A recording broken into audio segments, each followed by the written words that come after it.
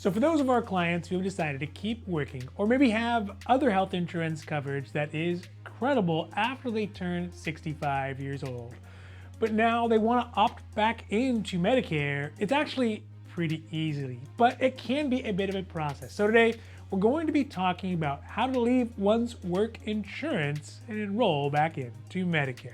Hi, I'm Michael, and this is Michael's Medicare. And if you or somebody you know is looking for help with those tough Medicare choices, please feel free to reach out to us at the information down below. Either me or somebody from my team will be happy to assist them in person or over the phone at one of our many Southern California offices in English or Espanol.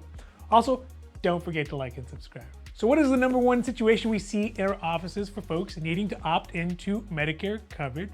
Well, generally, the circumstance is that a person is already 65 years old and was already enrolled into the no-cost Part A portion when they reached 65, but they did not enroll into Medicare Part B because they had credible coverage through their work.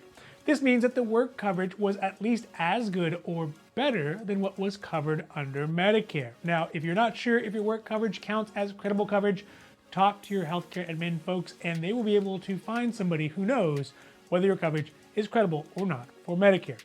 Either way, if you are in a situation where you are now ready to retire or maybe just want to leave your work coverage and can choose to opt into Medicare Part B, it is pretty easy, but it is a bit of a process.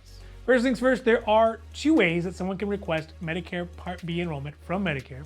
The first is to do it online, which is available on the Social Security website. It is fast, it is easy, and it is secure, and it is probably the best way. But if you are old school, and hey, I've seen the demographics for the channel, I know there are some old school folks out there. There is a paper application, CMS 40B, that can be downloaded and filled out.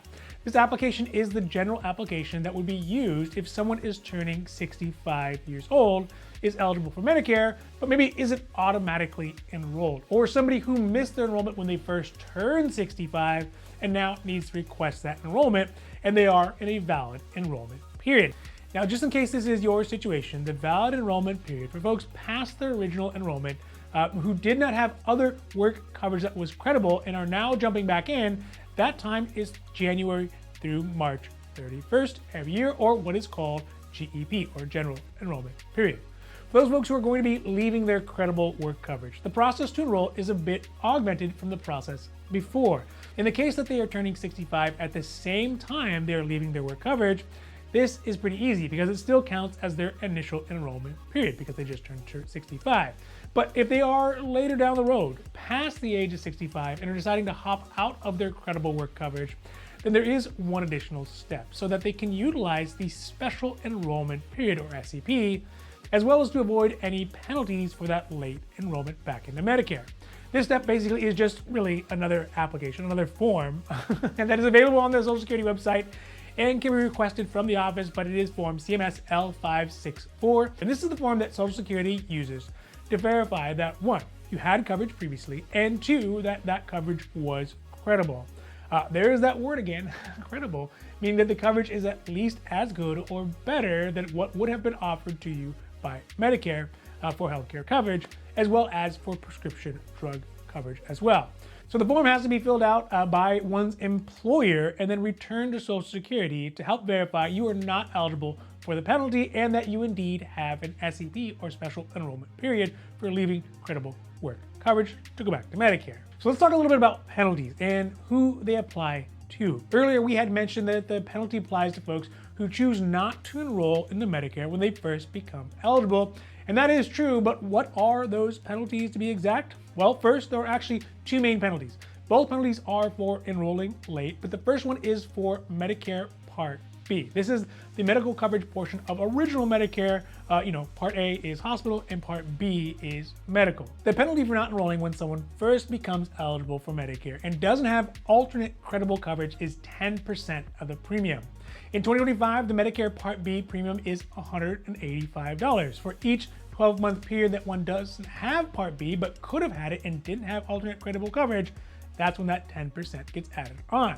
So if we do simple math, that is Medicare Part B is $185 in 2025, and someone goes 12 months before they enroll, the penalty for that would be an additional $18.50 added on top of the $185 a month. So that would come out to $203.50 in 2025, which is not good to say the least, but also the penalty lasts for the rest of the time that you are using Medicare. So you know, it's lifelong. So I know a lot of people think, well, I don't want to pay that $185, and I get it, right? I get it. But over the rest of your life, an additional $18 a month tacked on top of whatever the premium happens to be in the future years, I mean, that's going to end up being a lot more money than the money maybe you save early on, to say the least. All right, so that is the Part B penalty. But like I said, there are two penalties that begin to accrue when somebody could have enrolled into Medicare, but doesn't, and doesn't have other credible coverage.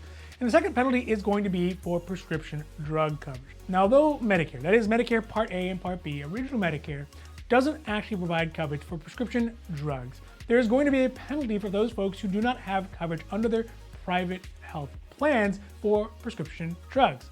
In Medicare, that is known as the Medicare Part D plan.